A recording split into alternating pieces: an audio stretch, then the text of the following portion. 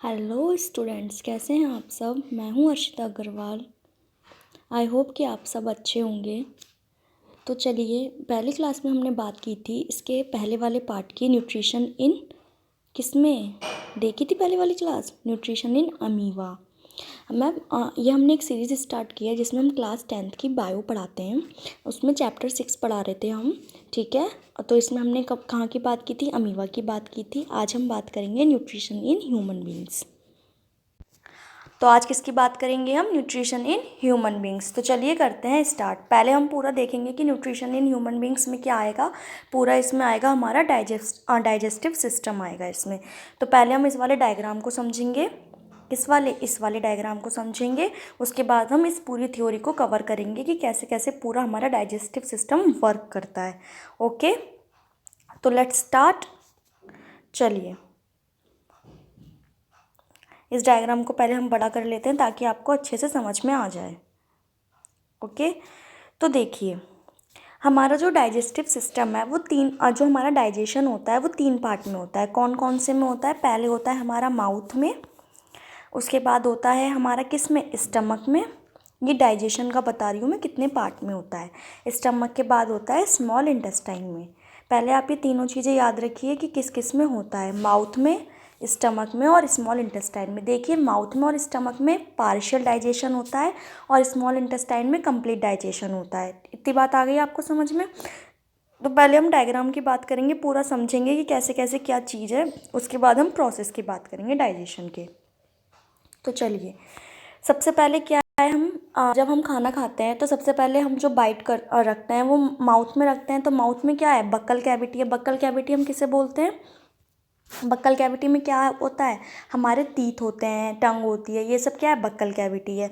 तो देखिए, पहले माउथ आ गया, ये आ गया माउथ। माउथ में क्या होता है, टीथ होते हैं जो खाने को क्या करते हैं, चबाने में, चर्निंग करने में उनकी हेल्प करते हैं। ठीक है, तो टीथ हो गए, टंग हो गई हमारी, ठीक है, टंग हो गया, टीथ हो गया, ये सब हो गए हमारे।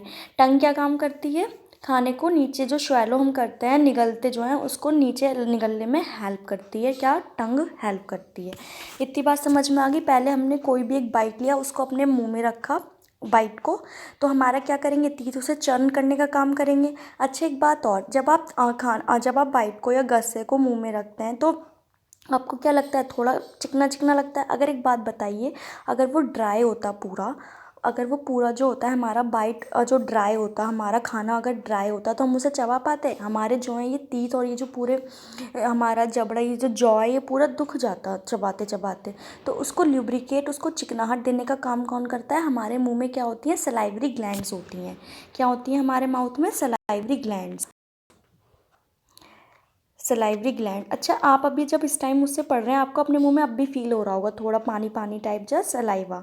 ठीक है, तो वो कहाँ से वो सिक्रीट होता है, इन सलाइवरी ग्लैंड से ही सिक्रीट होता है। कहाँ से सिक्रीट होता है, इन सलाइवरी ग्लैंड से। देखिए, सलाइवरी ग्लैंड से ही सिक्रीट होता है वो सलाइवा। क्या काम करता है सलाइवा, सलाइवा क्या काम करता है, हमारे खाने को चिकनाहट देने के लिए, ताकि वो खाना जो है ल्यूब्रिकेट हो जाए, चिकना हो जाए और हम उसे अच्छे से चबा पाएँ और वो अच्छे से नीचे ईसोफेगस में जा पाए। तो चलिए, इतनी बात हो गई हमारे माउथ की। सबसे पहले हमने खाना खाया माउथ में, ठीक है। तो एक पार्ट क्या हो गया इसका, माउथ हो गया ना डाइजेशन का एक पार्ट। अच्छा, माउथ में से यहाँ से पूरा खाना आया आया आया। तो देखिए, ये पाइप सा दिख रहा है आपको, ये पाइप दिख रहा है, ये वाला जिस पे मैं ड्रॉ कर रही हूँ, इसे क्या बोलते हैं हम, ईसोफेगस। क्या होता है ये, ईसोफेगस। ईसोफेगस में, ईसोफेगस सिर्फ एक मीडियम है माउथ से खाने को स्टमक में पहुंचाने के लिए। जैसे कि हमारे घर से स्कूल जाने के लिए एक रास्ता होता है जिस पे हम चल के जाते हैं, ऐसे ही ईसोफेगस क्या है, एक रास्ता है, एक मीडियम है किसका, हमारे खाने का माउथ से स्टमक तक आने के लिए। देखिए, स्टमक तक आ रहा है ये खाना पूरा, ठीक है। अच्छा, अब एक बात और, ये जो होता है हमारा जो ये ईसोफेगस होता है, ये कैसा होता है, इस टाइप का होता है ये, ठीक है, इस टाइप का होता है। तो लेकिन एक बात और, जब इसमें से ये क्या करता है, जब इसमें से नीचे हमारा खाना आता है तो ये कॉन्ट्रैक्ट करता है और क्या करता है, एक्सपेंड करता है, कॉन्ट्रैक्ट करता है। मतलब कि क्या होता है, ये पूरा ऐसा नहीं रहता। ऐसा रहेगा तो खाना सीधा सीधा एकदम से नीचे आ जाएगा, नहीं, ऐसा नहीं रहता। जैसे कि खाना मैं बना के दिखाती हूँ, जैसे खाना भी यहाँ पे है तो यहाँ से ये पतला हो जाएगा, फिर मोटा हो जाएगा, फिर पतला हो जाएगा, फिर मोटा हो जाएगा। ठीक है, तो कॉन्ट्रैक्ट करता है और एक्सपेंड करता है ताकि खाना अच्छे से नीचे तक जा सके। क्योंकि आपने देखा होगा कई बार आप बड़ा बाइट खाते हैं, कई बार छोटा बाइट खाते हैं, तो वो अटकता नहीं है। क्योंकि ये जो होता है ये कैसा होता है, हमारा ईसोफेगस मस्कुलर होता है। कभी कभी कॉन्ट्रैक्ट करता है, एक्सपेंड करता है, कॉन्ट्रैक्ट करता है, एक्सपेंड करता है। कैसा होता है ये होता है ईसोफेगस मस्कुलर। ठीक है, अभी मैं इसकी पूरी प्रोसेस बताऊंगी, क्या पेरिस्टाल्सिस मूवमेंट होते हैं और ये सब अभी बताऊंगी। अभी बस मैं आपको इतना याद करवा रही हूँ पूरा ये डायग्राम। हमने क्या बात की, माउथ की बात करी। माउथ में क्या होता है, टंग होता है, टीथ होता है। अच्छा, ये आपको एक पैलेट दिखाई देता होगा, आप अपनी टंग से ऊपर की तरफ टच करिए, हार्ड पैलेट दिखाई देता है नहीं, ये हार्ड पैलेट। और ये पीछे की थोड़ा तरफ टच करेंगे तो सॉफ्ट सॉफ्ट दिखाई देगा, तो वो क्या होता है, सॉफ्ट पैलेट। हार्ड पैलेट का क्या काम है, हार्ड पैलेट के ऊपर आपके ठीक नोज़ है, तो ये रेस्पिरेटरी सिस्टम और डाइजेस्टिव सिस्टम को अलग करने का काम करता है हार्ड पैलेट। ये तो हो गई इतनी बात। ठीक है, अब हमने माउथ की बात कर ली, फिर माउथ से ईसोफेगस में आया खाना। यहीं पे क्या होता है, एक यहाँ पे फेरिंग्स भी होता है, यहाँ पे फेरिंग्स भी होता है। फेरिंग्स का क्या काम है वो मैं आपको रेस्पिरेटरी सिस्टम में बताऊंगी कि उसका क्या काम है। अब आप पूछेंगे मैम जब यहाँ पे एक पाइप और होता है तो खाना उसमें क्यों नहीं जाता, है ना, आपके दिमाग में क्वेश्चन आया होगा ना। तो देखिए यहाँ पे इस जगह एक एपिग्लॉटिस नामक ढक्कन, बस ढक्कन ही लगा होता है, आप इतना याद कर लीजिए कि कवर लगा होता है। जब खाना हमारे माउथ से ईसोफेगस में आता है ना, तो ये ढक्कन बंद हो जाता है ताकि खाना विंड पाइप में ना जाए, सीधा इसमें आए। इसकी आपको जो पूरा फंक्शन है वो रेस्पिरेटरी सिस्टम में पता चलेगा, जो हम इस वीडियो के अगली वाली वीडियो में बात करेंगे।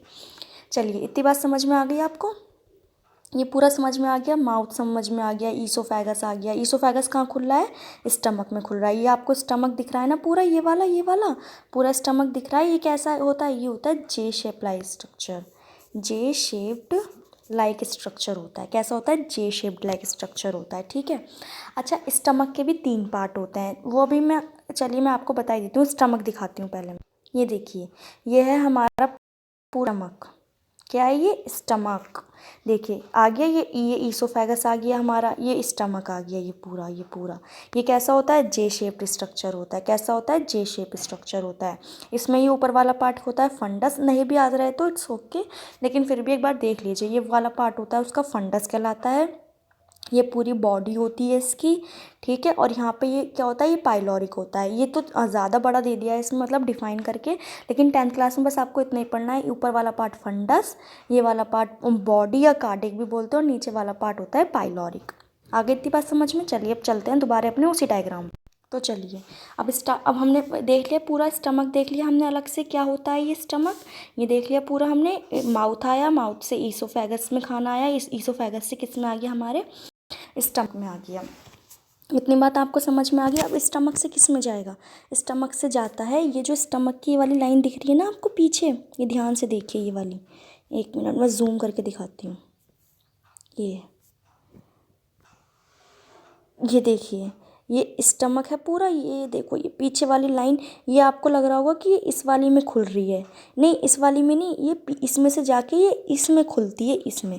अब कहेंगे मैम ये क्या है, गुच्छा टाइप कॉइल लाइक स्ट्रक्चर। ये होता है बच्चों हमारा स्मॉल इंटेस्टाइन। क्या होता है, स्मॉल इंटेस्टाइन। और ये वाला पूरा क्या होता है हमारा, लार्ज इंटेस्टाइन। क्या होता है, लार्ज इंटेस्टाइन। आगे इतनी बात समझ में। हमारा देखिए ये मैं पेन का कलर चेंज कर लेती हूँ, लिखन रहा हो ढंग से। कौन सा लें, रेड ले लेते हैं। देखिए ये हमारा आया पूरा ईसोफेगस, ईसोफेगस से स्टमक, स्टमक से कहाँ पे खुली, डक्ट, ये खुली स्मॉल इंटेस्टाइन में। इसका नाम क्या है, इसका नाम है स्मॉल इंटेस्टाइन, है ना। और फिर स्मॉल इंटेस्टाइन, देखो ये स्मॉल वाली इंटेस्टाइन इससे जुड़ रही है, देखो जुड़ रही है। ये क्या है, ये है लार्ज इंटेस्टाइन। क्या है ये, लार्ज इंटेस्टाइन। इतनी बात समझ में आ गई, स्मॉल इंटेस्टाइन, लार्ज इंटेस्टाइन। अभी और डीप बताऊंगी, बस आप अभी ऊपर ऊपर से पढ़ते चलिए। अच्छा, ये जो ये जो लार्ज इंटेस्टाइन है, अब यहाँ पे क्या होता है, यहाँ पे होता है रेक्टम, और रेक्टम से नीचे होता है एनस। एनस कौन सा पार्ट होता है, जहाँ से हम वेस्ट प्रोडक्ट को एक्सक्रीट करते हैं, वो पार्ट होता है हमारा एनस। आगे बात समझ में। और रेक्टम होता है जहाँ पे हमारा वेस्ट प्रोडक्ट स्टोर रहता है। आगे इतनी बात समझ में। अब मैं इसको एक और डायग्राम में दिखाती हूँ आपको अच्छे से। पहले इसमें एक बात देख लीजिए। अब कहेंगे मैम ये तो आपने बताया ही नहीं है, क्या ये होता है बच्चों, लीवर हमारा, largest gland of the body. ये क्या है हमारा, गॉल ब्लैडर। ये क्या है हमारा, गॉल ब्लैडर, ये वाला गॉल ब्लैडर। और ये क्या है हमारा, पैनक्रियाज। क्या है ये हमारा पैनक्रियाज। आ गई। अब मैं आपको एक और डायग्राम दिखाती हूँ, उसमें आपको और अच्छे समझ आएगा। देखिए ये वाला, इसमें मैंने आपको क्या बताया था, इसमें तो ज़्यादा ही है, इसमें तो ग्लैंड्स भी बहुत सारी आ गई हैं। देखिए मैंने बताई थी ना सलाइवरी ग्लैंड, जिसमें सलाइवा सिक्रीट होता है, जिससे हमारा खाने को लुब्रिकेट चिकनाहट देता है, जिससे हमारा खाना अच्छे से हमारे स्वैलो कर सकें, हम उसे निगल सकें। तो ये बताया था मैंने आपको, एक मिनट, ये बताया था मैंने आपको माउथ, ये बताया था पूरा माउथ है ये देखो जिस फेरिंग्स की मैं बात कर रही थी ना, वो ये वाला फेरिंग्स है। एक मिनट, ये वाला देखो, ये फेरिंग्स आ गया, ये फेरिंग्स, ये वाला पूरा फेरिंग्स आ गया, ये ट्रैकिया आ गया। फेरिंग्स में से ट्रैकिया आके विंड पाइप होता है, ट्रैकिया को विंड पाइप बोलते हैं हम। ये ट्रैकिया में से देखो लंग्स में चल गया, और इसके पीछे ये है ईसोफेगस। खाना ये ट्रैकिया में क्यों नहीं जाता है, क्योंकि यहाँ पे एपिग्लॉटिस होता है। जो ढक्कन बताया था ना मैंने, जो कवर लाइक ढक्कन होता है, कवर लाइक स्ट्रक्चर, उसको क्या बोलते हैं हम, उसको बोलते हैं हम एपिग्लॉटिस। क्या बोलते हैं, एपिग्लॉटिस। वो क्या करता है, वो इधर लगा होता है यहाँ पे, ताकि खाना किस में ना जा सके, खाना इधर विंड पाइप में ना आ सके। विंड पाइप में आ जाएगा तो हमें सांस लेने में दिक्कत होगी और हमारी डेथ हो सकती है। तो ये ढक्कन बंद हो जाता है जब हम खाना खाते हैं। और देखो ये ईसोफेगस आ गया ईसोफेगस। ईसोफेगस किस में खुल रहा है, ईसोफेगस हमारे इसमें देखो, ये स्टमक आ गया, स्टमक में खुल रहा है। ये क्या आ गया हमारा, ये लीफ लाइक स्ट्रक्चर क्या आ गया हमारा, लीफ लाइक स्ट्रक्चर आ गया हमारा पैनक्रियाज। ये देखो ये लीवर आ गया पूरा, ये गॉल ब्लैडर आ गया। गॉल ब्लैडर के काम है, जो लीवर में जूस बनता है, बताऊँगी, लीवर में बाइल जूस बनता है, जिसमें जो बाइल जूस किसको ब्रेक डाउन करने का काम करता है, फैट को ब्रेक डाउन करने का काम करता है। अब यहाँ पे कंफ्यूज नहीं होता है, अभी तो हम बस पार्ट्स याद कर रहे हैं। माउथ से नीचे आया ईसोफेगस। ईसोफेगस किस में खुला हमारा, स्टमक में। अब स्टमक किस में खुल रहा है, देखो इसमें दिखा रखा है, मैं जूम करके दिखाती हूँ, देखो ये देखो इसमें दिखा रखा है। ये स्टमक किस में खुला हमारा, ये खुला ये स्मॉल इंटेस्टाइन में। स्मॉल इंटेस्टाइन किस में खुल गई, ये देखो ये लार्ज इंटेस्टाइन में, ये पूरी लार्ज इंटेस्टाइन में खुल गई। लार्ज इंटेस्टाइन के बाद क्या हुआ हमारा, ये लार्ज इंटेस्टाइन में पूरा खाना यहाँ से घूम के यहाँ रेक्टम में आ गया, और रेक्टम के बाद ये नीचे एनस है, ये देखो एनस। आ गई इतनी बात समझ में। अब आप कहेंगे मैम स्मॉल इंटेस्टाइन को स्मॉल इंटेस्टाइन क्यों कह रहे हैं और लार्ज इंटेस्टाइन को लार्ज क्यों कह रहे हैं। देखिए एक बात और बता देती हूँ मैं, एक मिनट, चलिए ठीक है, चलिए देखो जो स्मॉल इंटेस्ट, अच्छा हाँ, ये जो पूरा पाथ है ना हमारा, ये माउथ से लेके ये पूरा रेक्टम तक, ये माउथ से स्टार्ट होके ये ईसोफेगस आ गया, स्टमक आ गया, ये सब एनस तक, इसको क्या बोलते हैं हम, इसको ही बोलते हैं हम पूरी अपनी एलिमेंट्री कैनाल। अब आपसे पूछे ना कोई एलिमेंट्री कैनाल क्या होती है, तो कहना एलिमेंट्री कैनाल स्टार्ट होती है हमारे माउथ से और एंड होती है हमारे एनस पे। ये पूरी क्या है हमारी एलिमेंट्री कैनाल, और इसको ही क्या बोलते हैं हम, गट भी बोल देते हैं, ठीक है। अच्छा एलिमेंट्री कैनाल की कई बार लेंथ पूछ ली जाती है, कितनी होती है, कितनी होती है माउथ से लेकर एनस तक की एलिमेंट्री कैनाल की लेंथ, ये होती है 9 मीटर लॉन्ग। कितनी होती है ये होती है 9 मीटर लॉन्ग। आगे इतनी बात समझ में आपको। चलिए अच्छा एक बात और, एक मिनट, तो हमारी लेंथ कितनी थी, ये 9 मीटर। ये तो हमारी पूरी लेंथ किसकी हो गई, माउथ से लेके पूरे एनस तक की हो गई 9 मीटर। अच्छा स्मॉल इंटेस्टाइन की लेंथ कितनी होती है, इसकी होती है 6 to 7, ये वेरी करती है, ठीक है। 6 से 7, 6.5 भी हो सकती है, 7 मीटर भी हो सकती है। अच्छा ये किसकी हुई, स्मॉल इंटेस्टाइन की 6 to 7 मीटर।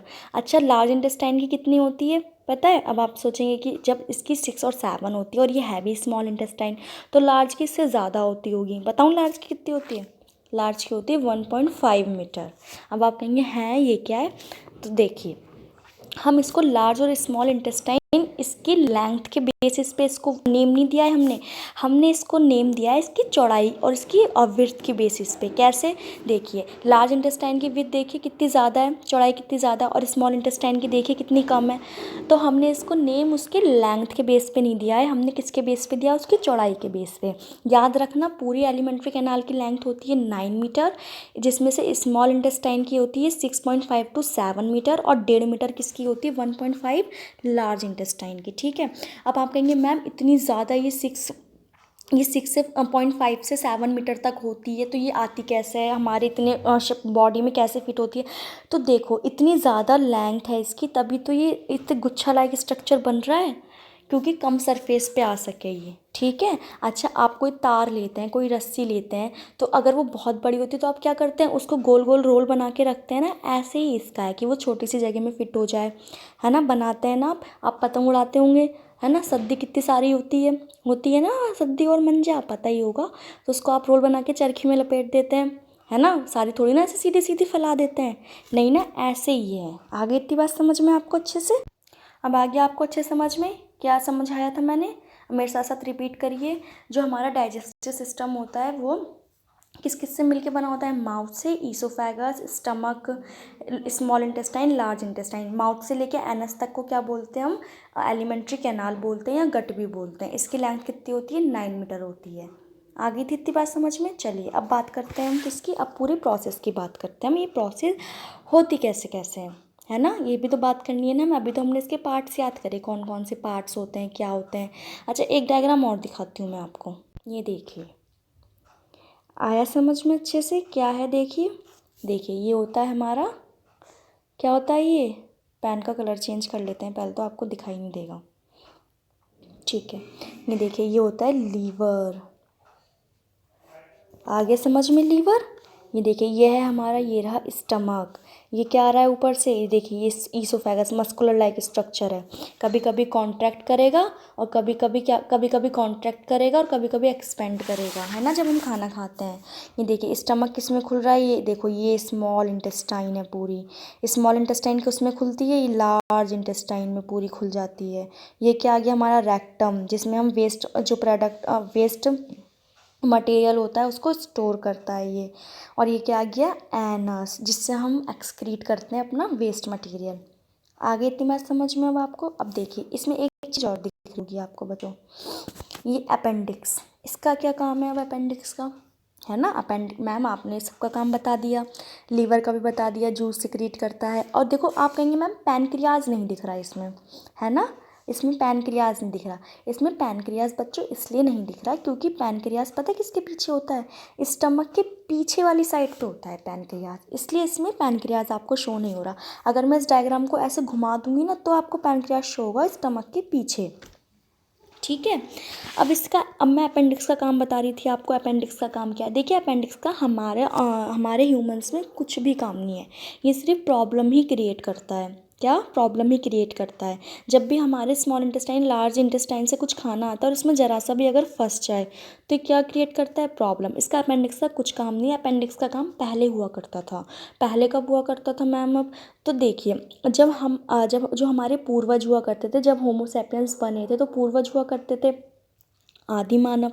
तो वो क्या खाते थे? पत्ते खाते थे, घास खाते थे, ये सब खाते थे, ग्रास वगैरह। तो उसको डाइजेस्ट करने का काम ये अपेंडिक्स करता था। लेकिन अब तो ऐसा कुछ है ही नहीं कि हम कच्चा ये खा रहे हैं या घास फूस खा रहे हैं, या घास को करता था ये, क्या करता था? घास को डाइजेस्ट करने का काम करता था। लेकिन अब तो ऐसा कुछ है ही नहीं, तो ये यूज़लेस है हमारी बॉडी में। कैसा है ये? यूज़लेस है। तो कई बार क्या होता है, अपेंडिक्स जब ज़्यादा प्रॉब्लम करता है तो डॉक्टर्स क्या करते हैं, इसको कट करके बाहर निकाल देते हैं अपेंडिक्स को, ठीक है। आगे इतनी बात समझ में? आप इस पर इतना ध्यान मत दीजिए, आप इस पर ध्यान दीजिए। देखो अब इसमें कितना कितना प्यारा दिख रहा है पूरा हमारा सिस्टम, है ना। ये पूरा देखो, ईसोफेगस, ये लीवर ऐसा होता है, ये सब रियल का है। ये देखिए, ये स्टमक आ गया, ये देखिए पूरी लार्ज इंटेस्टाइन, ये देखिए पूरी स्मॉल इंटेस्टाइन। आ रहा है मज़ा देखने में? अच्छा लग रहा है ना? स्क्रीनशॉट लेके खुद से पढ़ना अब इसका। चलिए, अब मैं प्रोसेस बताती हूँ आपको कैसे होती है। आपको पूरा याद हो गया ना? पूरा याद हो गया। माउथ से खाना ईसोफेगस में आया, ईसोफेगस से हमारे स्टमक में आया, स्टमक से स्मॉल इंटेस्टाइन में गया और स्मॉल इंटेस्टाइन से लार्ज इंटेस्टाइन में गया, ठीक है। डाइजेशन सिर्फ 3 जगह ही होता है। ये ईसोफेगस क्या है? ईसोफेगस तो एक पाथ है खाने को माउथ से पेट तक, स्टमक तक पहुंचाने का, ठीक है। माउथ में हमारा पार्शियल डाइजेशन होता है, बताती हूँ क्या क्या डाइजेस्ट हो जाता है हमारे माउथ में। फिर थोड़ा डाइजेशन हमारे स्टमक में होता है और उसके बाद पूरा कंप्लीट डाइजेशन कहाँ होता है हमारा? स्मॉल इंटेस्टाइन में होता है। स्मॉल इंटेस्टाइन से खाना किस में जाता है हमारा? स्मॉल इंटेस्टाइन से खाना खाना तो स्मॉल इंटेस्टाइन में ही एब्जॉर्ब हो जाता है, क्योंकि इसमें विलाई लाइक स्ट्रक्चर्स होते हैं। मैं पूरी प्रोसेस बताऊंगी, बस आपको एक हिंट दे रही हूँ कि अब हम आगे कैसे कैसे पूरा पढ़ने वाले हैं। ठीक है, अब फिर जाएगा लार्ज इंटेस्टाइन में। लार्ज इंटेस्टाइन में थोड़े वाटर और जो मिनरल्स होते हैं उनका एब्जॉर्प्शन होता है। ठीक है, और उसके बाद जो वेस्ट प्रोडक्ट है वो यहाँ पे आके रेक्टम में आके स्टोर हो जाता है। और हमारे जो ये स्मॉल इंटेस्टाइन है, इसमें क्या होता है, इसमें होते हैं विलाई लाइक स्ट्रक्चर। ऐसे ये होते हैं villi like structure. Villi like structure में क्या होते हैं, ये होती है हमारी जो खून ले जाने वाली जो नर्व है ना, जो ये सब है, ये इसमें प्रेजेंट होती हैं। क्या प्रेजेंट होती हैं इसमें, स्मॉल इंटेस्टाइन में विलाई लाइक स्ट्रक्चर। इसमें क्या प्रेजेंट होती है, कैपिलरीज। कैपिलरीज क्या काम करती हैं, ब्लड ले जाने का काम करती हैं। तो जो हमारा खाना जो पूरा एब्जॉर्ब हो चुका है अब, वो ब्लड में तो जाता है, तभी तो हमें एनर्जी मिलती है। तो खाना इससे कैपिलरी स्मॉल इंटेस्टाइन में क्या है, विलाए हैं यहाँ पे, खाना वहाँ पर एब्जॉर्ब हो जाएगा पूरा और हमारे पूरी बॉडी में चला जाएगा। जो वेस्ट है वो लार्ज इंटेस्टाइन में आ जाएगा। लार्ज इंटेस्टाइन से आके लार्ज इंटेस्टाइन में थोड़ा भी लार्ज इंटेस्टाइन में भी थोड़ा एब्जॉर्प्शन होता है, किसका, वाटर का और मिनरल्स का। एब्जॉर्प्शन इसलिए होता है ताकि हमारी बॉडी से कोई भी जो इम्पॉर्टेंट न्यूट्रिएंट है वो बाहर ना निकल जाए। ठीक है, अगर बाहर निकल जाएगा तो हम बीमार हो जाएंगे ना। तो थोड़ा एब्जॉर्प्शन यहाँ पे होता है लार्ज इंटेस्टाइन में, सिर्फ वाटर का और थोड़े इंपॉर्टेंट मिनरल्स का। बाकी तो वेस्ट प्रोडक्ट रेक्टम में आके स्टोर हो ही जाता है और फिर एनएस के थ्रू हम उसे एक्सक्रीट कर देते हैं। अब चलिए पूरी प्रोसेस पढ़ते हैं। हम क्या पढ़ेंगे, अब हम पूरी प्रोसेस पढ़ते हैं। तो चलिए करें फिर स्टार्ट। चलिए, हाँ ये देखो बच्चों, ये पूरा मैंने तुम्हें क्या दिया है, ये डायग्राम दिया है लोगों को। आप इसकी लेबलिंग करनी है और चीटिंग बिल्कुल नहीं करनी है कि यहाँ से आप देख लें। चीटिंग नहीं करनी है, ठीक है, चीटिंग बिल्कुल नहीं करनी है ताकि आप यहाँ से देख लें। इसकी पूरी लेबलिंग करनी है आपको। ये मैं सब रफ कर दे रही हूँ। आप पहले इसको पूरा पहले फिल करना कि इसमें क्या क्या क्या है, लेबलिंग करना पूरी। उसके बाद आप अपना चेक करना। ठीक है, उसके बाद मैंने ये हटा दिया है, चेक कर लेना आप। ठीक है, अब पूरी प्रोसेस की बात करते हैं और अच्छे से समझना, दिमाग खोल के अपना। चलिए अब वापस से हम किस पे आ गए, अपनी एनसीईआरटी पे आ गए। देखिए यहाँ पे क्या लिखा हुआ है, यहाँ पे वही सब लिखा हुआ है। The alimentary canal is basically a long tube extended from the mouth to the anus, जो मैं आपको पढ़ा चुकी हूँ कि माउथ से एनस तक होती है। We can see that the tube has different part, tube के डिफरेंट पार्ट्स होते हैं। अब तो आप मुझे जल्दी से बता सकते हैं कौन कौन से होते हैं, चलिए जल्दी जल्दी जल्दी बोलिए। चलिए, हाँ very good, mouth, oesophagus, stomach, small intestine, large intestine, very good, ठीक है। Various regions are specialise to perform different function, सही बात है। जो जितना भी हमने पार्ट्स पढ़े हैं, कितने सारे पार्ट्स पढ़े हैं इसमें, वो अलग अलग को स्पेशलाइज्ड होता है अलग अलग परफॉर्म करने के लिए। What happens to the foods when its enter our body, तो हम यही पढ़ने वाले हैं कि जब हम खाना खाते हैं तो हमारी बॉडी में क्या होता है, प्रोसेस पूरी क्या होती है, ये तो पढ़ने वाले हैं हम। तब हम प्रोसेस के बारे में बात कर रहे हैं। क्या बात करी थी अब तक हमने कि जो फूड हमारी बॉडी में जाता है उसका आखिर का वो कैसे डाइजेस्ट होता है, क्या होता है ना, ये सब। तो चलिए अब इसमें क्या लिखा हुआ है, यहाँ से पढ़ना स्टार्ट करिए। We eat various types of food which has to pass through the same digestive tract. सही बात है, कभी हम पिज़्ज़ा खाते हैं, कभी हम बर्गर खाते हैं, कभी कुछ खाते हैं, कभी कुछ खाते हैं ना, खाता है ना। तो क्या किससे पास हो रहा है, सिर्फ सेम डाइजेस्टिव ट्रैक्ट। अब इस ट्रैक्ट का नाम बताइए जल्दी से जिससे ही पास होता है। Very good, oesophagus. Naturally the food has to be process to generate particles which are small and of the same texture. क्या करते हैं हम, देखिए क्या होता है, जो पार्टिकल्स होते हैं फूड के, जो प्रोसेस जनरेट होती है उनके लिए तो जनरेट होती है, जो जैसे कि कुछ भी हमारा, मैंने भी क्या बताया था, जैसे कोई बाइट हम बड़ी खाते हैं, कोई छोटी खाते हैं, और होता वो एक ही पैसेज से पास है। तो इसलिए क्या होता है, वो ईसोफेगस क्या होता है, मस्कुलर होता है, कभी कॉन्ट्रैक्ट करता है, कभी एक्सपेंड करता है, कभी कॉन्ट्रैक्ट करता है, कभी एक्सपेंड करता है। आगे इतनी भाषा में, this is achieve by crushing the food with our teeth. और ये जो खाना हम जो क्रश करते हैं वो किससे करते हैं, हमारे टीथ से करते हैं। ये भी मैं पहले ही बता चुकी हूँ आपको। हमने अपना बाइट खाना खाया, उसको क्या करा, हमारे जो माउथ में जो हमारे टीथ हैं उसने क्या कर दिया, उसे पूरा अच्छे से क्रश कर दिया, पूरा चबा दिया। और जिसको चिकनाहटपन देता है वो कौन देता है, ल्यूब्रिकेट कौन करता है इसको, सलाइवा। और जिसको ल्यूब्रिकेट करता है वो कौन करता है, सलाइवा। सलाइवा कहाँ से निकलता है, हमारे सलाइवरी ग्लैंड से निकलता है। दिखाई थी ना सलाइवरी ग्लैंड कहाँ प्रेजेंट होती है अभी पहले वाले डायग्राम में, इसमें तो दे नहीं रखा आपका एनसीईआरटी में। आगे इतनी बात समझ में। चलिए, since the lining of the canal is soft the food is also wetted to make its passage smooth. सही बात है, ये जो हमारा जो ये लाइनिंग है इसोफेगस की वो कैसी होती है, स्मूथ होती है। ये तो ईजी बात है यार, स्मूथ होगी, हार्ड थोड़ी ना होगी, स्मूथ होगी ताकि खाना ईजिली नीचे अपना पास हो जाए, स्टमक में चला जाए। When we eat something we like our mouth waters.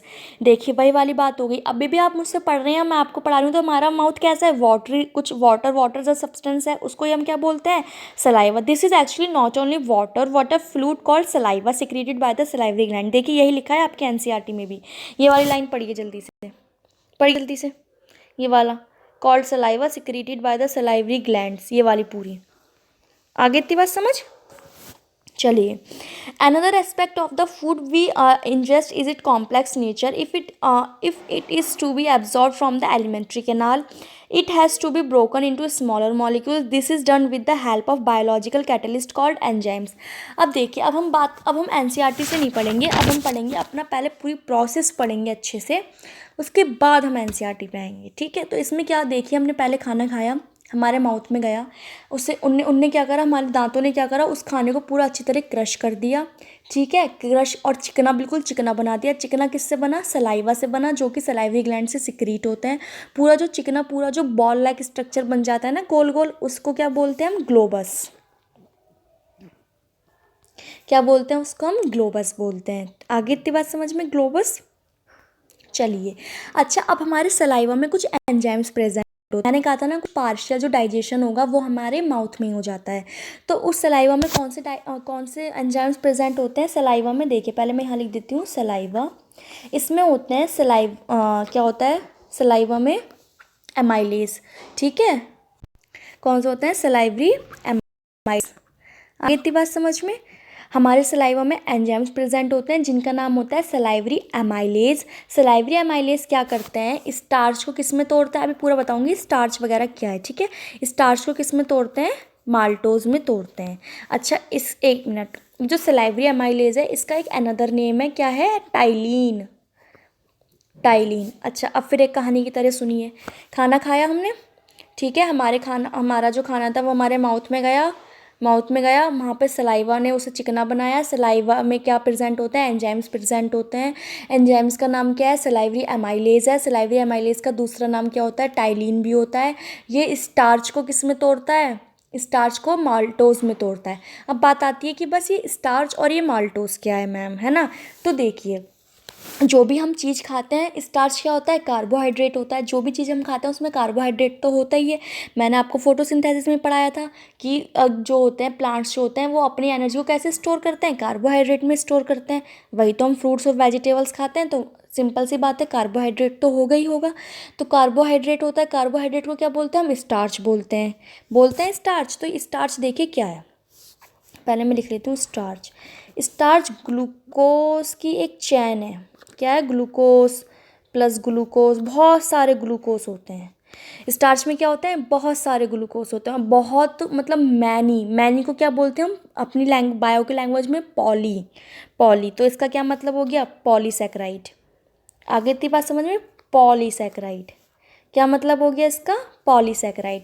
Simple सी बात है, स्टार्च को माल्टोस में तोड़ रहा है, स्टार्च को हम पॉलीसैकेराइड भी कह सकते हैं। पॉलीसैकेराइड हम क्यों कह सकते हैं, क्योंकि स्टार्च में क्या होता है, मैनी मॉलिक्यूल्स होते हैं ग्लूकोज के, जिनको हम क्या बोल सकते हैं, पॉलीसैकेराइड। अच्छा, बहुत सारे ग्लूकोज होते हैं, glucose glucose glucose glucose glucose, ठीक है। इसको कौन तोड़ेगा, इन सबको ब्रेक डाउन करेगा सलाइवरी एमाइलेज। कितने कितने में करेगा, दो दो की उसमें। अब आप कहेंगे मैम एक एक की उसमें क्यों नहीं कर रहा, क्योंकि मैंने क्या कहा था, सिर्फ पार्शियल डाइजेशन होता है, कंप्लीट डाइजेशन इनका कहाँ पे जाके होगा, स्मॉल इंटेस्टाइन में जाके होगा। तो इसलिए इसे दो दो की चैन में तोड़ा। अच्छा, दो क्या बोलते हैं, डाई बोलेंगे, और सैकेराइड तो ऐसे ही रहेगा। तो हम एक बात ये भी तो कह सकते हैं कि पॉलीसैकेराइड को डाइसैकेराइड में तोड़ता है ना। सलाइवरी एमाइलेज क्या करता है, स्टार्च को माल्टोस में तोड़ता है। स्टार्च को हम पॉलीसैकेराइड बोल रहे हैं, पॉलीसैकेराइड को डाइसैकेराइड में तोड़ रहा है, डाइसैकेराइड को हम माल्टोस भी कह देते हैं। आगे इतनी बात समझ में। यहाँ पे मैं लिख देती हूँ, आप लिख लेना। स्टार्च को किस में तोड़ रहा है, माल्टोस में, ठीक है। स्टार्च क्या है, बहुत सारे ग्लूकोज प्लस ग्लूकोज, बहुत सारे एन नंबर ऑफ ग्लूकोज। और माल्टोस में क्या हो गया, डाइसैकेराइड। ग्लूकोज की चैन बना दी इसने, दो दो ग्लूकोज को एक में कर दिया। इसमें तो बहुत सारे हैं, इसमें दो दो दो को तोड़ दिया, उन्हें दो में तोड़ दिया। आगे सलाइवरी एमाइलेज की बात समझ में, माउथ की बात पूरी समझ में आ गई। क्या है आगे, स्टार्च को माल्टोज में तोड़ दिया। चलिए अब हमारा खाना कहाँ आ रहा है, ईसोफेगस में आ रहा है। ईसोफेगस में कुछ नहीं होता, कोई भी एंजाइम सिक्रीट नहीं होते इसमें से। बस जो ईसोफेगस है, इसकी जो वॉल है, जो इसकी मस्कुलर वॉल है, इसकी लाइनिंग पे कुछ म्यूकस सिक्रीट होता है, जो इसको चिकनाहट देता है, ताकि खाना हमारा अच्छे से नीचे आ सके। कहाँ पे आ सके, स्टमक में आ सके। चलिए अब खाना हमारा कहाँ गया, 1 मिनट यार, ठीक है। अब खाना हमारा कहाँ पे आ गया, अब हमारा खाना आ गया स्टमक में। अब बात करेंगे स्टमक की। स्टमक में खाना आया, आ गया पूरा। अब स्टमक में क्या होता है, मैंने 3 पार्ट बताए थे, कौन कौन से, फंडस, बॉडी और पाइलोरिक। बॉडी को ही हम कार्डियक भी बोल देते हैं। खाना हमारा स्टमक में आया, सही है। अब स्टमक में 3 टाइप के एंजाइम सिक्रीट होंगे। कौन कौन से एंजाइम सिक्रीट होंगे स्टमक में, जल्दी बताइए, बताइए जल्दी। कौन, स्टमक में 3 टाइप के होते हैं। एक तो क्या होता है, गैस्ट्रिक जूस, ठीक है, गैस्ट्रिक जूस, म्यूकस और HCl।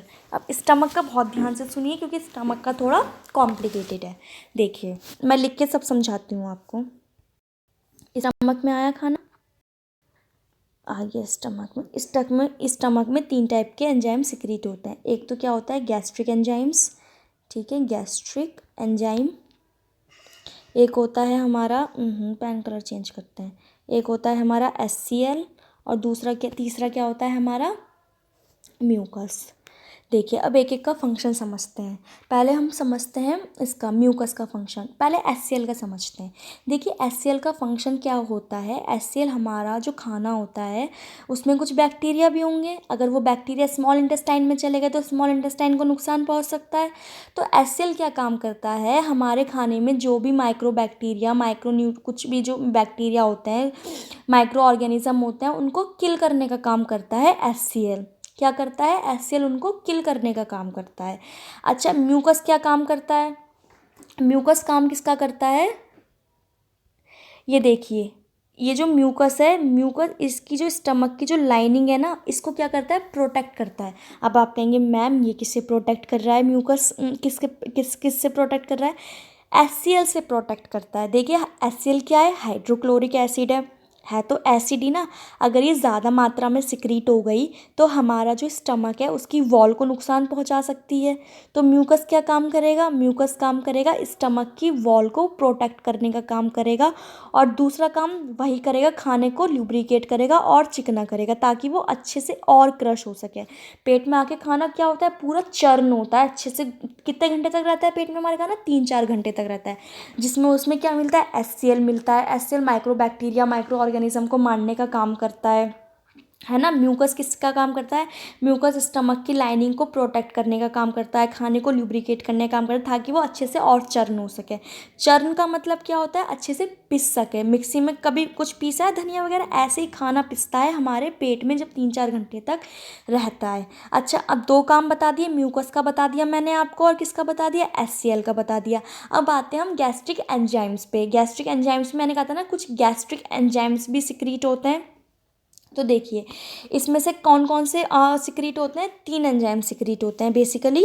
कौन कौन से होते हैं, गैस्ट्रिक में से फर्स्ट सिक्रीट होता है हमारा पेप्सिन, लिख लीजिए पेप्सिन, ठीक है। दूसरा होता है हमारा रेनिन, और तीसरा होता है हमारा लाइपेज। कौन कौन से होते हैं, पेप्सिन, रेनिन और लाइपेज।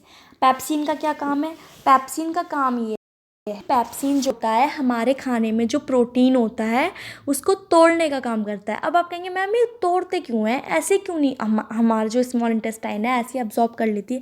अब भैया आपने बाइट खाया तो अब उसमें से उसको क्या चाहिए, उसमें से उसको अमीनो एसिड चाहिए, फैटी एसिड चाहिए, ग्लिसरॉल चाहिए, ये सब चाहिए।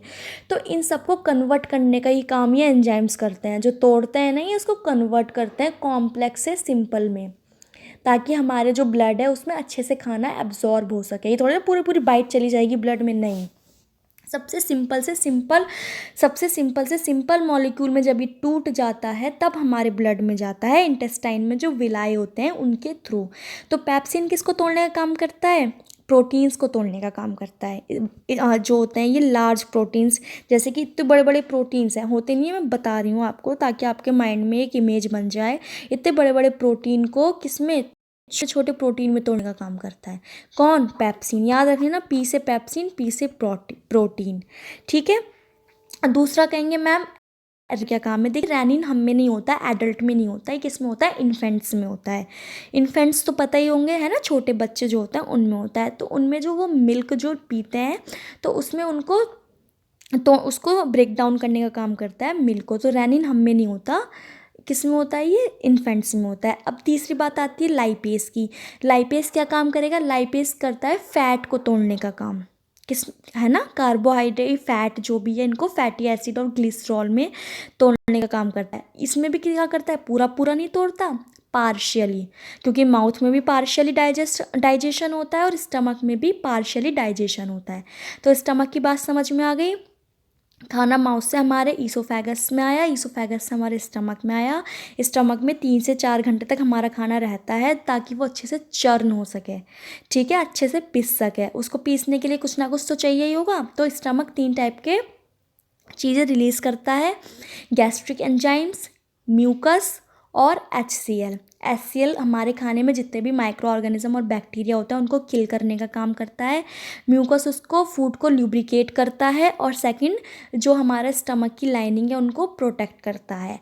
और तीसरा गैस्ट्रिक एंजाइम्स होते हैं जिसमें पेप्सिन, रेनिन और लाइपेज। रेनिन हम में एडल्ट में नहीं होता लेकिन पेप्सिन और लाइपेज होता है। पेप्सिन बिग प्रोटीन्स को, बड़े बड़े प्रोटीन्स को स्मॉल प्रोटीन्स में तोड़ता है और लाइपेज फैट को ब्रेक करता है। इतना काम हो गया, अच्छे से फूड चर्न हो गया। अब चर्न होके कहाँ पे आएगा वो? स्मॉल इंटेस्टाइन में आएगा। Very good. किस में आएगा? स्मॉल इंटेस्टाइन में आएगा। अब स्मॉल इंटेस्टाइन का काम क्या होता है देखिए। देखिए स्मॉल इंटेस्टाइन का काम देखने से हम पहले पैनक्रियाज और इसका, किसका, लीवर का काम देख लेते हैं। क्योंकि जो पैनक्रियाज में जो जूस बन रहा है और जो लीवर में जूस बन रहा है वो कहाँ पे आता है? स्मॉल इंटेस्टाइन में आता है। तो लीवर में क्या बनता है हमारा? लीवर में बनता है हमारा बाइल जूस। लीवर में क्या बनता है? सुना होगा ये तो, बाइल जूस बनता है लीवर में। अच्छा, बाइल जूस बन जाता है, ये बाइल जूस बन गया। लेकिन बाइल जूस कब सिक्रीट होता है? जब हम खाना खाते हैं और जब हमारे खाने को डाइजेस्ट करने की ज़रूरत होती है। तो बाइल जूस जब बन रहा है तो इतने कहाँ स्टोर रहेगा? ये लीवर से किस में आ जाता है? ये गॉल ब्लैडर में आ जाता है। किस में आ जाता है? गॉल ब्लैडर में। दिख रहा है आपको गॉल ब्लैडर? ये देखिए ये गॉल ब्लैडर, इसमें आके ये स्टोर हो जाता है। लीवर से क्या बनता है? Bile juice. लीवर में बाइल जूस बन के गॉल ब्लैडर में आ जाता है। अब देखिए गॉल ब्लैडर से क्या निकल रही है? ये देखिए गॉल ब्लैडर से एक आपको दिख रही हो तो ये डक्ट, एक मिनट रुकिए, देखिए थोड़ा बड़ा करके दिखाती हूँ। गॉल ब्लैडर से आपको अगर क्लियरली दिख रहा हो तो ये हमारा लीवर है। लीवर में बाइल जूस बन रहा है। बाइल जूस किस में स्टोर हो रहा है? हमारे ये गॉल ब्लैडर में आके स्टोर हो रहा है। गॉल ब्लैडर से डक्ट लाइक स्ट्रक्चर निकल रहा है। इसको क्या बोलते हैं हम? डक्ट है। और बाइल जाएगा इससे तो बाइल डक्ट बोलेंगे। क्या बोलेंगे? इसको बोलेंगे बाइल डक्ट। बाइल डक्ट कहाँ खुलती है जाके? ये बाइल डक्ट यहाँ खुलती है, स्मॉल इंटेस्टाइन। बाइल डक्ट से क्या आया हमारा? पैनक्रियाटिक बाइल जूस आया। अब वो किस में जाएगा? हमारे इंटेस्टाइन में जाएगा बाइल जूस। अच्छा, बाइल जूस क्या काम करता है? बाइल जूस अब पहले आप पैनक्रियास का समझिए फिर आपको बाइल का समझ आएगा। अब यह है हमारा पैनक्रियास। पैनक्रियास से भी कुछ जूस निकलेंगे, निकलेंगे ना, निकलेंगे पैनक्रियाटिक जूस हम जिन्हें बोलते हैं। तो उसमें कौन कौन से निकलते हैं? पैनक्रियाटिक एमाइलेज, ट्रिप्सिन और लाइपेज। अब इनका नाम याद रख लेना, मैं यहाँ पे लिख देती हूँ। देखिए एक मिनट, मैं यहाँ पे लिख रही हूँ ये पी। पी मतलब आप समझ जाना पैनक्रियाटिक। पैनक्रियाटिक से कौन कौन से निकलते हैं? पी से पैनक्रियाटिक एमाइलेज, पैनक्रियाटिक एमाइलेज, ठीक है। दूसरा निकलता है ट्रिप्सिन, TRY, आप लिख लीजिए, मैं बोल रही हूँ TRYPSIN। पैनक्रियाटिक से निकलना है पैनक्रियाटिक एमाइलेज, ट्रिप्सिन। तो तीसरा लाइपेज, LIPASE, ठीक है। आगे इतनी बात समझ में? एक बार और लिख देती हूँ पैन का थोड़ा साइज़ बड़ा करके, फिर अब आ जाएगा समझ में। देखिए कौन कौन सा बोला मैंने आपको, पैनक्रियाटिक एमाइलेज, अब दिख रहा है अच्छे से, एमाइलेज, ट्रिप्सिन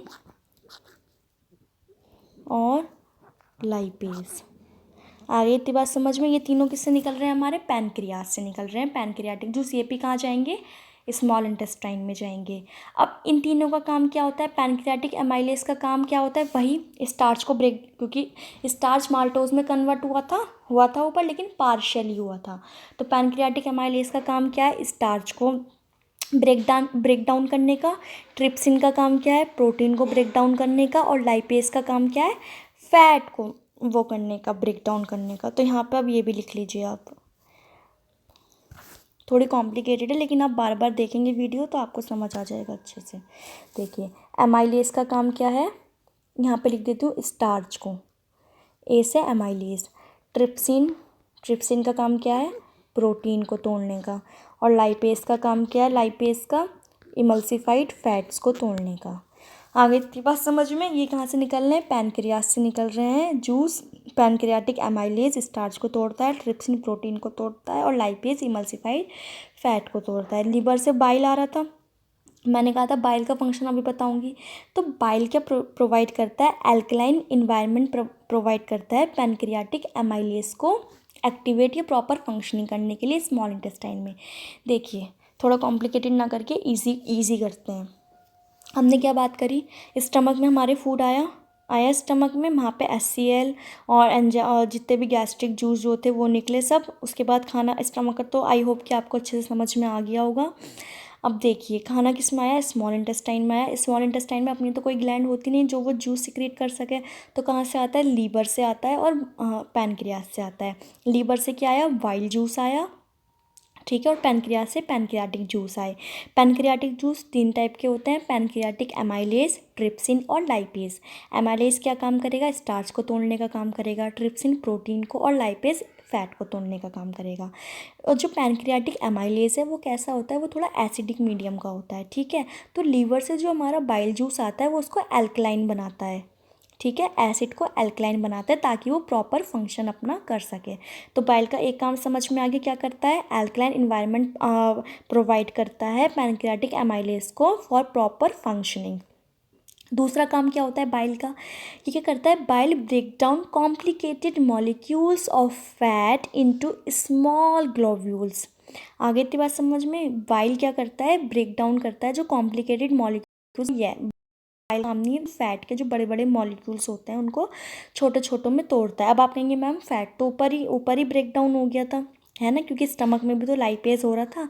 तो मैंने क्या कहा था, नहीं, वहाँ पे कंप्लीट डाइजेशन नहीं हुआ था बच्चों, वहाँ पे पार्शियल डाइजेशन हुआ था ना। तो अब जो भी बचेगा, जितना भी डाइजेशन होने के लिए बचेगा वो सब स्मॉल इंटेस्टाइन में होगा। तो यहाँ पे भी तो ज़रूरत है, क्योंकि यहाँ पे स्टमक का लाइपेज तो है नहीं, है ना, इस स्टमक का लाइपेज तो है नहीं, यहाँ तो पैनक्रियास का लाइपेज है और बाइल जूस है। ये दोनों एक ही काम करते हैं, जो फैट होता है उसको ब्रेक डाउन करते हैं, किसमें, छोटे छोटे पीसीज में। और ताकि, अब मैं पूरी आपको डेफिनेशन बोल रही हूँ बाइल की। बाइल के 2 फंक्शन होते हैं, पहले लिखिए, bile provide an alkaline environment for proper functioning of pancreatic amylase. आ गई। सेकंड है, bile break down complicated molecules of fat into small globules so that they can be further digested by another enzymes. इतनी बात समझ में आ गई आपको। Small intestine में लीवर का और पैनक्रियास का जूस आया, इन्होंने उसको और अच्छे से तोड़ दिया, बिल्कुल अच्छे से, बिल्कुल अच्छे से। अब क्या हो चुके हैं, ये टूट चुके हैं, अब कुछ नहीं होना इनमें। सॉरी। देखिए प्रोटीन किस में टूट चुका है हमारा, प्रोटीन को तोड़ा किसने था, किसने तोड़ा था प्रोटीन को, जल्दी बताओ, जल्दी बताओ किसने तोड़ा था, पेप्सिन ने। किस में तोड़ दिया प्रोटीन को, अमीनो एसिड में। किस में तोड़ दिया, अमीनो एसिड्स में तोड़ दिया। आगे बात समझिए, प्रोटीन अमीनो एसिड में टूट चुका है हमारा, प्रोटीन अमीनो एसिड्स में टूट चुका है। अब बात करते हैं जितने भी कार्बोहाइड्रेट हैं, फैट है, किस में टूट चुका है हमारा, ग्लूकोज में टूट चुका है। किस में टूट चुका है, ग्लूकोज में टूट चुका है। आगे बात समझ में, ग्लूकोज में टूट चुका है। और थर्ड वन, ये किस में टूट चुका है हमारा, फैट। फैट किस में टूट चुका है, फैटी एसिड्स में। किस में टूट चुका है? फैटी एसिड्स में और ग्लिसरॉल में टूट चुका है। पेन को थोड़ा पतला करके अच्छे से लिखते हैं। देखो ये फैट है, ये किस में टूट चुका है? फैटी एसिड्स में और ग्लिसरॉल में। कहाँ पे टूटा ये सब कुछ? अब फाइनल कहाँ पे हुआ? ये स्मॉल इंटेस्टाइन में फाइनल हो गया। आगे इतनी बात समझ में। प्रोटीन को किसने तोड़ा था? अमीनो एसिड्स में पेप्सिन ने। कार्बोहाइड्रेट, ग्लूकोज और फैट्स को बाइल जूस ने और लाइपेज ने। अभी आप वीडियो बार बार देखेंगे ना तो और अच्छे से समझ में आ जाएगा।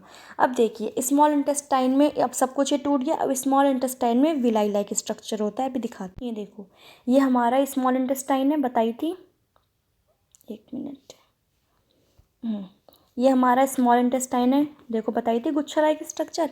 इसमें होती है विलाई ऐसे फिंगर लाइक स्ट्रक्चर। कैसी? ये फिंगर लाइक स्ट्रक्चर। इनके अंदर क्या जा रही हैं? ये ब्लड की कैपिलरीज जा रही हैं। यही तो एब्जॉर्ब करेंगी ना खाने को। जो भी हमारा टूटा है amino acid, glucose, fatty acid बिल्कुल टूट चुका है, मॉलिक्यूल्स में टूट चुका है, ताकि कैपिलरीज इनको एब्जॉर्ब कर सकें और पूरी हमारी बॉडी, क्योंकि ब्लड तो पूरी बॉडी में जाता है, और पूरी बॉडी में क्या कर सकें, हमारा जो भी ये fatty acid, amino acid, glucose मिला है, हमारी पूरी बॉडी में इसको पहुँचा सकें, ताकि हमें क्या मिले? एनर्जी मिले। आ गई? पूरा प्रोसेस समझ आ गया अच्छे से? चलिए वापस आ गए हम अपनी एनसीईआरटी पे। पूरा प्रोसेस समझ में आ गया। क्या हुआ? खाने को इन्होंने एब्जॉर्ब कर लिया, इसमें जो विलाई थी, बाकी जो वेस्ट मटेरियल जो बचा वो लार्ज इंटेस्टाइन में चला गया। वेस्ट मटेरियल्स में से भी लार्ज इंटेस्टाइन ने क्या करा? वाटर को और कुछ जो मिनरल्स रह गए होंगे उनको एब्जॉर्ब कर लिया, ठीक है। और बाकी जो चला गया वो कहाँ चला गया? हमारे रेक्टम में चला गया। यहाँ पे ये रेक्टम है और यहाँ पे एनस, ठीक है। अच्छा एक बात और, अब आप कहेंगे मैम एक बात बताइए, जब ये जो खाना है हम खाते हैं और हम खा के अगर लेट जाते हैं तो खाना वापस से ऊपर क्यों नहीं आता?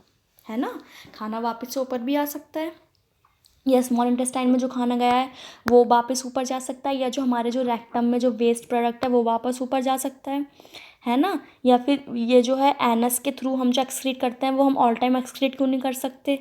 है ना, सिर्फ एक ही टाइम पे क्यों एक्सक्रीट करते हैं हम? तो इसमें बच्चों क्या लगे होते हैं? हमारे स्पिंक्टर लगे होते हैं। क्या लगे होते हैं? स्पिंक्टर। स्पेलिंग लिख लीजिए, स्पिंक्टर। शायद आपकी एनसीईआरटी में भी दे रखा होगा। स्पिंक्टर लगे होते हैं, ढक्कन लाइक स्ट्रक्चर जो बंद हो जाते हैं, ठीक है। एनस में भी क्या होता है? स्पिंक्टर लगा होता है जो बंद हो जाता है और जो एक ही टाइम पे ओपन होता है जब हम एक्सक्रीट करते हैं। ऐसे स्टमक में यहाँ पे स्पिंक्टर लगा होता है जो बंद हो जाता है, जिससे खाना ऊपर ना जा सके, ठीक है। और जब चर्न होता है, पूरा मिक्स होता है, तब तो ऊपर जा सकता है? नहीं, स्पिंक्टर बंद रहते हैं। यहाँ पे भी स्पिंक्टर लगे होते हैं जो बंद रहते हैं, इसलिए खाना ऊपर या नीचे नहीं जा सकता, अपने एक टाइम पे वहीं पे प्रेजेंट रहता है। आगे इतनी बात समझ में। देखिए गॉल ब्लैडर स्टोर्स बाइल, सब लिखा हुआ है, बाइल डक्ट, लीवर, पैनक्रियाज, ये सब बता दिया मैंने आपको। अब क्या क्या होता है, अब तो कोई प्रॉब्लम नहीं आएगी। गॉल ब्लैडर बता दिया, बाइल को स्टोर करता है। बाइल डक्ट बता दी, liver, pancreas, appendix, large intestine, anus, ये सब बता दिया ना आपको। चलिए हाँ एक बात और, ग्लोब्यूल समझ में आ गया? ग्लोबस समझ आ गया कि क्या होता है? ग्लोबस क्या होता है? हमारा जब खाना किस में मिलता है, जब खाना बिल्कुल गोल गोल लाइक स्ट्रक्चर माउथ में हो जाता है तो उसको ग्लोबस बोलते हैं। अच्छा एक टर्म और आती है बच्चों, उसको हम बोलते हैं काइम। CHYME, crime. अब ये काइम क्या होता है मैम? देखिए जो खाना हमारे जो स्टमक में आया था और जब उसमें HCl मिला था और जो गैस्ट्रिक एंजाइम्स वगैरह ये सब मिल गए थे उस खाने को, तो उस टाइम उस खाने को हम काइम बोलते हैं। चाइम भी बोलते हैं, काइम भी बोलते हैं। तो कभी आपके टर्म आ जाए काइम और आप एकदम से हो जाएंगी काइम तो मैम ने बताया नहीं, तो ये काइम ही होता है। खाना ग्लोबस समझ लीजिए, ग्लोबस प्लस HCl और जो गैस्ट्रिक एंजाइम्स होते हैं वो। आगे इतनी बात आपको समझ। अब मैं देख लेती हूँ एनसीईआरटी में कोई लाइन रह तो नहीं रही है, फिर आपको बताता। देखो बच्चों ये वाली लाइन देखो, म्यूकस प्रोटेक्ट, ये वाली म्यूकस। चलिए, mucus protect the inner lining of the stomach from the action of the acid under normal condition. ये बता दिया था ना मैंने। जब आपको एसिडिटी होती होगी आपके घर, आपको तो नहीं होती होगी, खैर अभी तो आपकी एज नहीं है, लेकिन आपके मम्मी को या पापा को या आपके घर में किसी को भी एसिडिटी होती होगी, तो वो क्यों होती है? HCl जब ज़्यादा मात्रा में सिक्रीट हो जाता है। अब बता देना आपको एसिडिटी हो रही है तो क्यों हो रही है? क्योंकि HCl ज़्यादा मात्रा में सिक्रीट हो जाता है। अच्छा इसमें एक बात और लिखी हुई है, यहाँ से एक मिनट, यहाँ से पढ़िए, द एग्जिट वाले से। The exit of food from the stomach is regulated by a sphincter muscle which release it in small amounts to the small intestine. Sphincter पढ़ा दिया मैंने आपको क्या होता है। एक मिनट, यहाँ पे एक लाइन लिखी हुई थी, हाँ ये रही वो लाइन, ये रही, हाँ ये रही, the length of the small intestine differs in various animals depending on the food they eat. Herbivorous eating grass need a longer. अच्छा, एक क्वेश्चन बोर्ड में आ जाता है कि जो हर्बीवोरस होते हैं उनकी जो स्मॉल इंटेस्टाइन होती है वो बड़ी क्यों होती है, और जो कार्निवोरस की इंटेस्टाइन होती है वो छोटी क्यों होती है। सोचिए क्यों होती होगी। देखिए, हर्बीवोरस क्या खाते हैं, हर्बीवोरस हम क्या खाते हैं, हर्बीवोरस खाते थे पहले कच्ची पत्तियां खाते थे और ऐसी फ्रूट खा लेते थे कच्चा। अच्छा, फ्रूट में क्या होता है, सेलवोल होती है जो सेलुलोज और पैक्टिन की बनी होती है ना। सेल वॉल किसकी बनी होती है प्लांट्स में, सेल में सेल वॉल किसकी बनी होती है, सेलुलोज और पैक्टिन की बनी होती है। तो सेलुलोज को डाइजेस्ट करने में या पचाने में ज़्यादा टाइम लगता था, इसलिए उनकी जो इंटेस्टाइन होती थी वो बड़ी होती थी, क्योंकि ज़्यादा टाइम तक वो वहाँ पे रह सकें और डाइजेस्ट हो सकें। कार्निवोरस की छोटी इसलिए होती थी क्योंकि वो ऐसा कुछ क्योंकि जो एनिमल्स की जो सेल वॉल होती है उसमें सेल वॉल नहीं होती है ना, सेल जब सेल वॉल नहीं होती तो सेलुलोज की बनी भी नहीं होती है, सेल वॉल होती नहीं है उनमें बेसिकली। तो उनको ज़्यादा टाइम लगता ही नहीं है पचाने में, इसलिए उनकी कार्निवोरस की जो स्मॉल इंटेस्टाइन होती है वो छोटी होती है और हर्बीवोरस की बड़ी होती है, क्योंकि वो सेल वॉल जो सेलुलोज की बनी होती है वो उसे खाते हैं, उसको पचाने में ज़्यादा टाइम लगता है। आगे इतनी बात समझ में पूरा। चलिए, वीडियो को आप सब्सक्राइब ज़रूर और चैनल को ज़रूर सब्सक्राइब कर दीजिएगा और वीडियो को ज़रूर लाइक कर दीजिएगा। ठीक है, हम इतनी मेहनत कर रहे हैं तो इसलिए तो करें ताकि आप चैनल को ज़रूर सब्सक्राइब करें और वीडियो को लाइक करें। इतना तो आप कर ही सकते हैं ना, आपको इतना अच्छा मटेरियल मिल रहा है, पूरा इतना अच्छा एक्सप्लेनेशन मिल रहा है। और बाकी आपको कोई भी कमी लगे कि हाँ मैम ये बात समझ में नहीं आई, तो आप कमेंट बॉक्स में कमेंट कर सकते हैं। और घर पे रहिए, सुरक्षित रहिए बिल्कुल, और बाहर जब कोई काम हो तभी बाहर निकलिए, वैसे तो कोशिश करिए कि आप बाहर ना निकलें। ठीक है, आप अपनों का ध्यान रखिए, अपना ध्यान रखिए, स्टे होम, स्टे सेफ। ठीक है, bye bye, have a great day.